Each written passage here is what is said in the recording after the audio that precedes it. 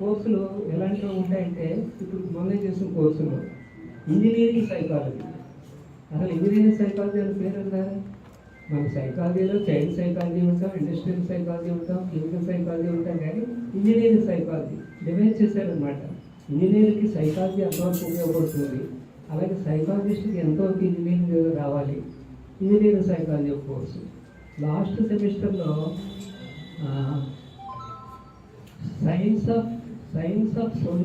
Sociology of science చూడండి. సైంటిఫిక్గా ఎన్నో కనిపెడతారు, కానీ బయట సొసైటీకి అవి ఎంతవరకు ఉపయోగం, ఎంత పాడు చేస్తాయి. ఏదో ఒక యాటమ్ బాంబు గొప్పగా కనిపెట్టేసాడు అనుకోండి, సొసైటీని ఎంత నాశనం చేస్తుందని ఆలోచించకపోతే ఎంత ఇదో, అలాగా ఏదైనా ఒక ఇన్వెన్షన్ ఉందంటే సొసైటీ మీద ఎంత ఉపకారం చేస్తుంది, అపకారం చేస్తుంది. ఇవన్నీ సొసైటల్ ఫ్యాక్టర్స్ అన్నీ కూడా అనలైజ్ చేసుకునేటటువంటిది ఇది సోషియాలజీ ఆఫ్ సైన్స్ లాంటిది అనమాట.